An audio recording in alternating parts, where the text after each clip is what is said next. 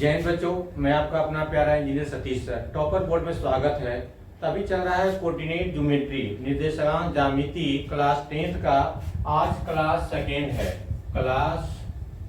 Second है जिसमें चल रहा है आपका डिस्टेंस फार्मूला, दूरी सूत्र। डिस्टेंस फार्मूला दूरी सूत्र। अब दूरी सूत्र क्या होता है? दो पॉइंट दिया हुआ है ए और बी, इसका निर्देशांक दिया हुआ है 3 और 4 और इसका दिया हुआ है 5 और 6। तो ये दोनों के बीच में, ए और बी के बीच में कितना दूरी होगा निकालना है। तो इसको दूरी को हम डी मान लेते हैं। क्या मान लेते हैं? दूरी को डी मान लेते हैं। मान लेते हैं कि इसका कोऑर्डिनेट यानी निर्देशांक x1 y1 है और इसका हमारा x2 y2 है। अब दूरी बराबर क्या हो जाएगा? दूरी d बराबर क्या हो जाएगा? अंडर रूट में लिखना है x2 माइनस x1 का square plus y2 minus y1 का स्क्वायर। x2 माइनस x1 का स्क्वायर, y2 माइनस y1 का स्क्वायर, या इसको इतना भी लिख सकते हैं आप x1 माइनस x2 का square plus y1 minus y2 का स्क्वायर। a माइनस b का होल स्क्वायर या b माइनस a का होल स्क्वायर सेम होता है, क्योंकि माइनस भी आ गया तो स्क्वायर करके प्लस कर देता है। अब एक क्वेश्चन बनाना है। यहाँ दिया हुआ है पॉइंट आपका A और ये B दिया हुआ है, यहाँ 4 दिया हुआ है और 7 दिया हुआ है और यहाँ पे 1 दिया हुआ है और 3 दिया हुआ है। तो दोनों के बीच में दूरी निकालना है आपको। तो दूरी बराबर क्या हो जाएगा आपका? दूरी बराबर अंडर रूट में x2 माइनस x1 का square plus y2 minus y1 का स्क्वायर। अब x2 मतलब फाइनल पॉइंट हो जाएगा 1 माइनस 4 का स्क्वायर प्लस 3 माइनस 7 का स्क्वायर का वर्गमूल हो जाएगा। अब 1 में 4 गया तो माइनस 3 का स्क्वायर। अब 3 में माइनस 7 चला जाएगा, ये हो जाएगा 4 का स्क्वायर। 3 में माइनस 7 चल जाएगा तो माइनस 4 का स्क्वायर हो जाएगा। और यहाँ माइनस 3 का स्क्वायर 9 माइनस 4 का स्क्वायर 16। ये जोड़ने के बाद आपका 25 आ जाएगा। अब 25 का वर्गमूल कितना होता है? 5 होता है। अब क्वेश्चन दूसरा देखते हैं। दो पॉइंट दिया हुआ है, ये C है और ये D है। इसका 10 दिया हुआ है और इसका 12 दिया हुआ है और उसके बाद इसका दिया हुआ है आपका 13 और इसका दिया हुआ है 16। अब C और D के बीच में दूरी निकालना है। तो दूरी बराबर क्या हो जाएगा? ये x2 माइनस x1 का square plus y2 minus y1 का स्क्वायर का वर्गमूल हो जाएगा। x2 कितना है? 13। 13 में 10 गया तो 13 में 10 गया, स्क्वायर हो जाएगा इसका प्लस 16 में 12 घटाएंगे का स्क्वायर। 13 में से 10 गया तो 3 का स्क्वायर प्लस 16 में 12 घटाएंगे तो 4 का स्क्वायर हो जाएगा। आइए दोनों जोड़ेंगे, 3 3 9 और ये 4 चौक 16 बराबर 25 का वर्गमूल हो जाएगा 5। पिछले क्लास में भी इसका हो गया था। जो अगर पहला क्लास नहीं पढ़े हैं तो टॉपर बोर्ड के यूट्यूब चैनल पे जाकर के प्लेलिस्ट में जाना है, उसमें देखना है कोऑर्डिनेट ज्योमेट्री निर्देशांक ज्यामिति का क्लास 2 में आ जाना है। अब आगे देखना है डिवीजन फार्मूला यानी विभाजन सूत्र। डिवीजन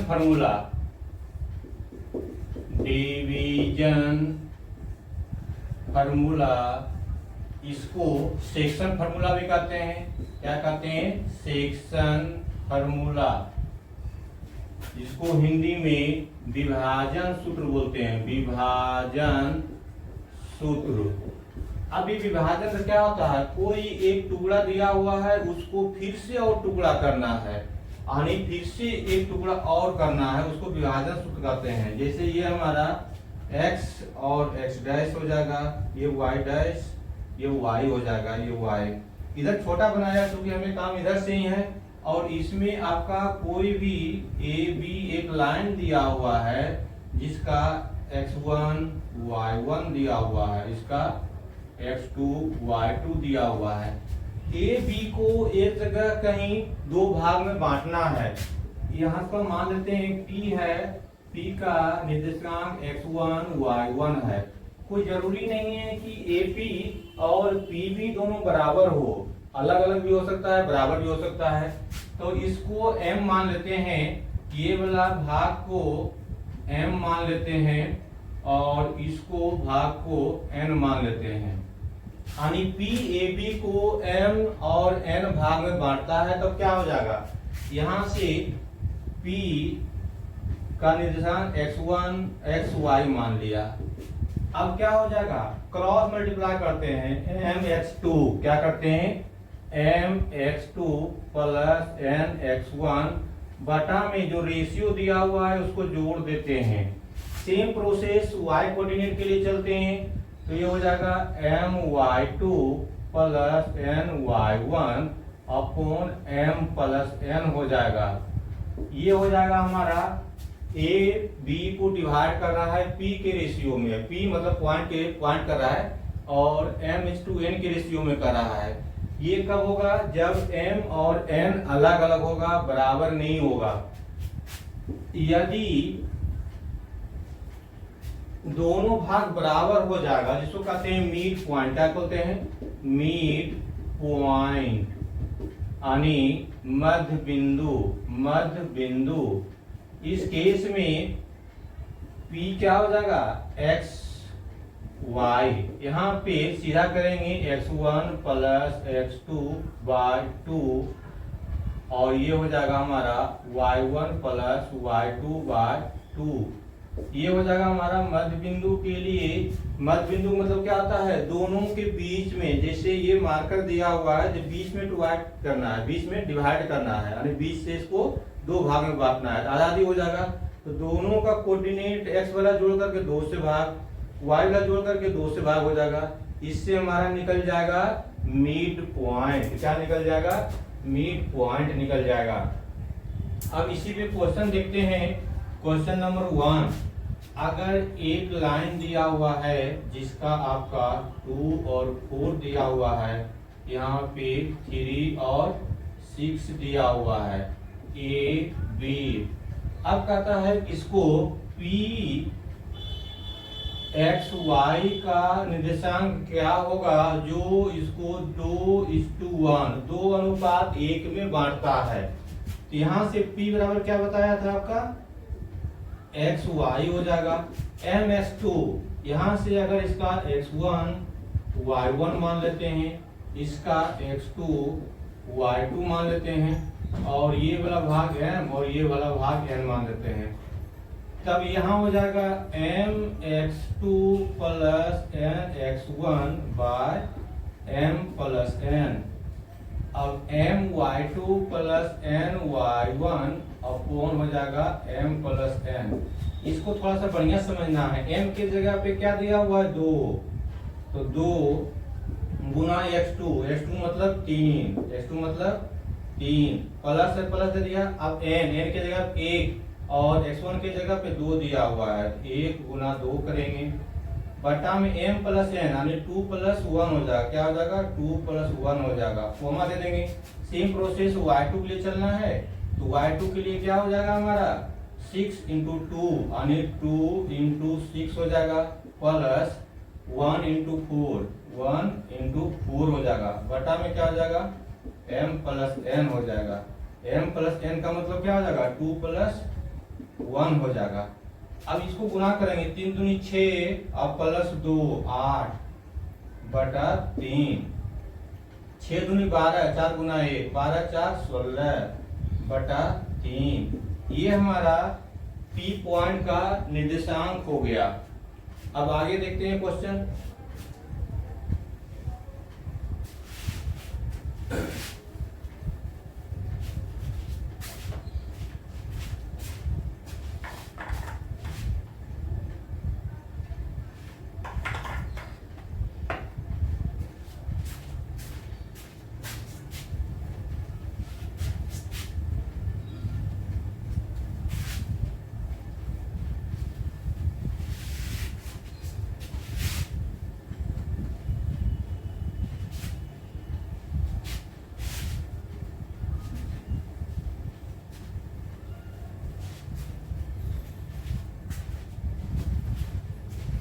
आगे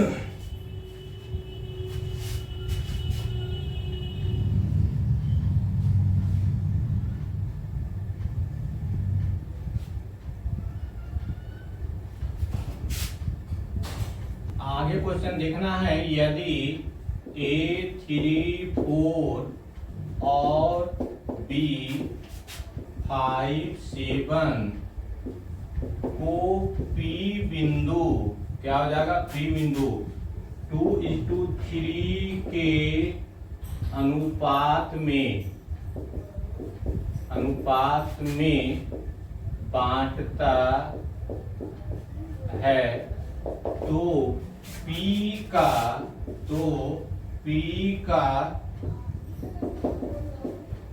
निर्देशांक क्या होगा।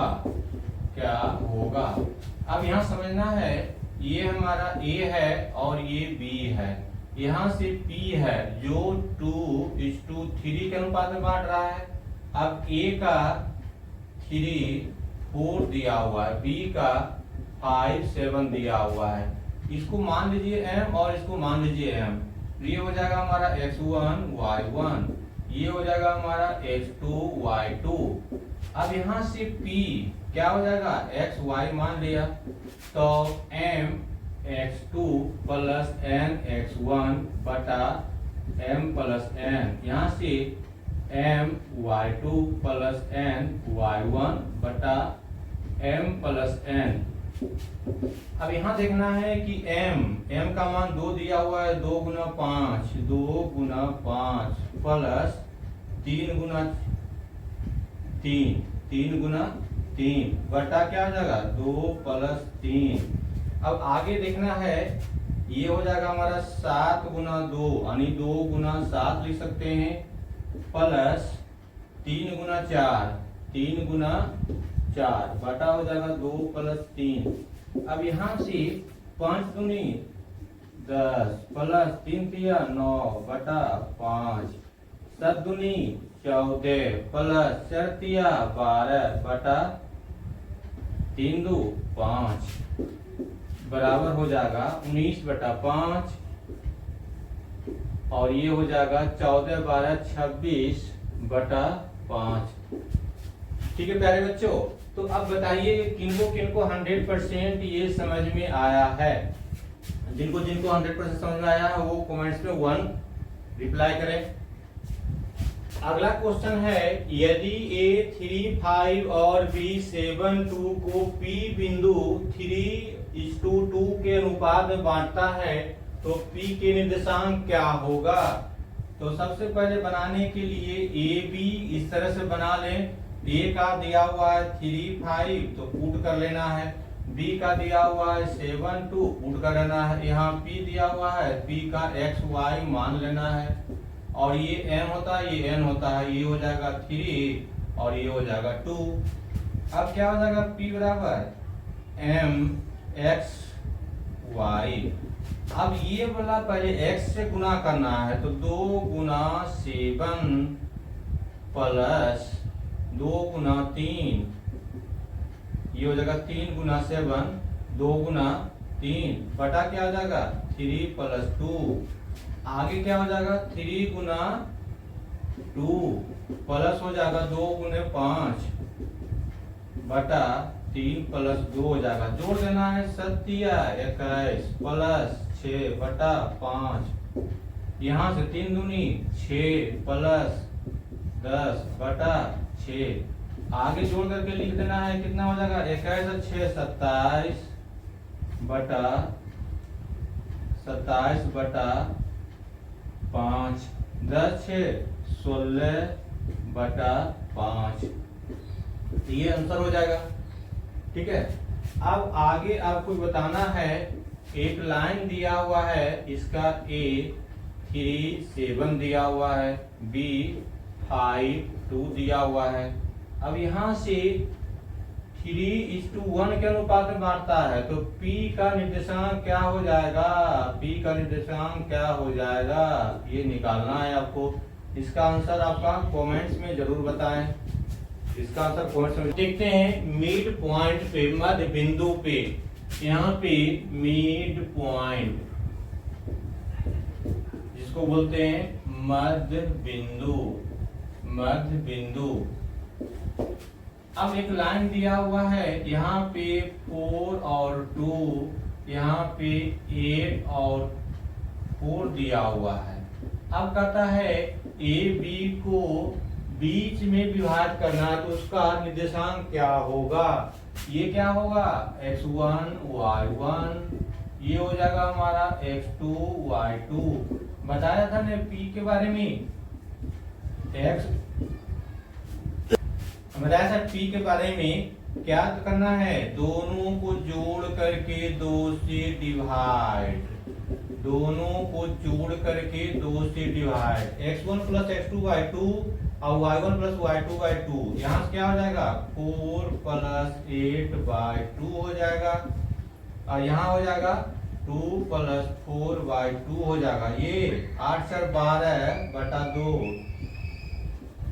और ये हो जाएगा 6/2, यानी इसका लिखेंगे 6 और इसका लिखेंगे 3।